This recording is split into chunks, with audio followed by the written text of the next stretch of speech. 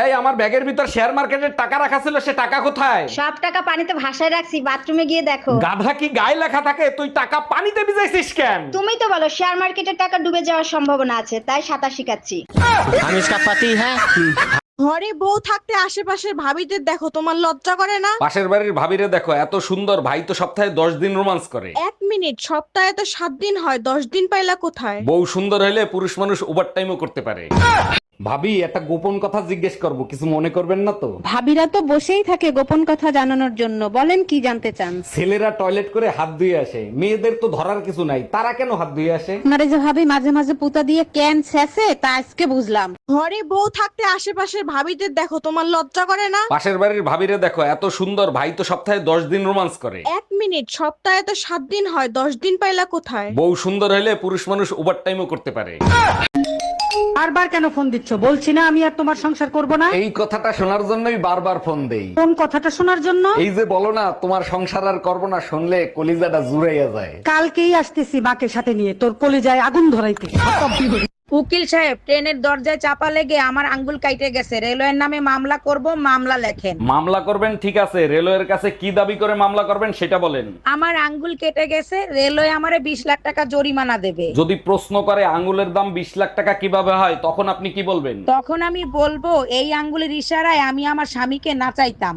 এই শোনো, আমার তালাক চাই এক্ষুনি। কোনো কাজ নিজে হাতে করবে না, সবকিছু আমাকে করতে হবে। দাঁড়াও, এনে দিচ্ছি। যাক, সান এইবার মনে হয় ছুটলো। এই নাও তালা। কি করবা তালা দিয়ে? আমার কপাল যাইতে মারো। কপালে মারলে ব্যথা পাবা না।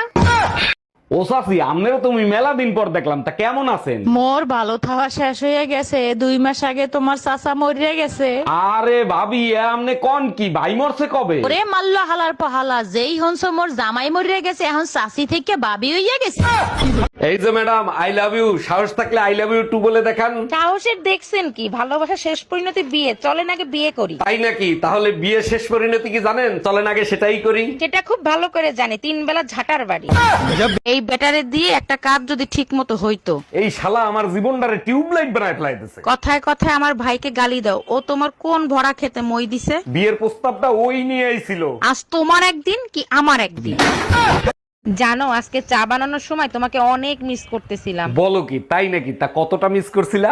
এতটাই মিস করছি যে চোখ বন্ধ করলেই তোমাকে দেখতাম। ও মাই গড, তারপর কি করলা? তারপর আদা নিয়ে পুতা দিয়ে আচ্ছা মতো ছেঁচলাম।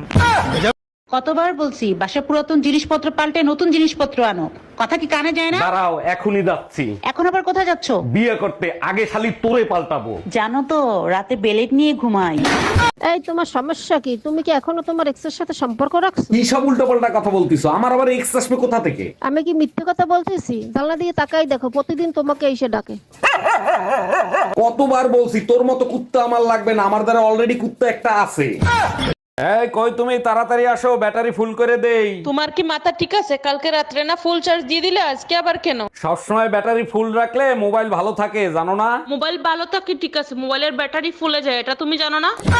কোনো কথা শুনতে চাই না, তালাক আমি চাই। আপনারা দুজনে একটু শান্ত হন আর আমাকে বলেন কেন আপনারা তালাক নিতে চাচ্ছেন। দারোগা সাহেব, এই লোকটা আমার ভরা যৌবন নষ্ট করে ফেলাইছে, এর বিচার আমি চাই। ভরা যৌবন? তুই তো হলি সেই ফ্লপ সিনেমা যেটা আমি হাফ টাইমের পরে দেখা শুরু করছি।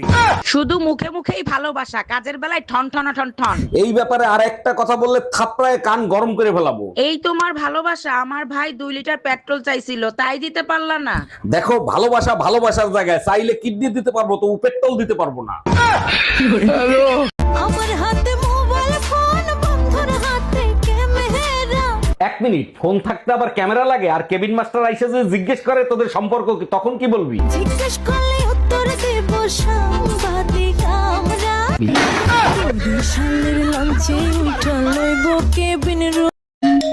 বারবার কেন ফোন দিচ্ছ? বলছি না আমি তোমার সংসার আর করবো না। এই কথাটা শোনার জন্যই বারবার ফোন দেই। কোন কথাটা শোনার জন্য? এই যে বলো না তোমার সংসার আর করবো না, শুনলে কলিজাটা জুড়াইয়া যায়। কালকেই আসতেছি মাকে সাথে নিয়ে তোর কলিজায় আগুন ধরাইতে।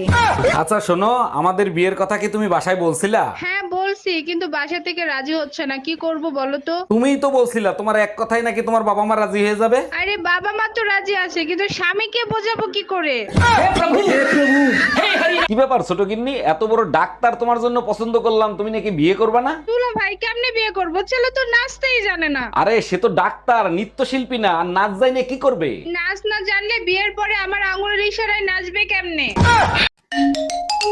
হ্যালো, জানো বেবি, তোমার জন্য একটা সুসংবাদ আছে, শুনলে খুশিতে পাগল হয়ে যাবা। তোমারে বিয়ে করে আধা পাগল হয়ে বিদেশ পড়ে আছি, এখন কি ফুল পাগল বানাইতে চাও? আরে শোনো না, আমি না প্রেগনেন্ট, তুমি না বাবা হতে চলেছো।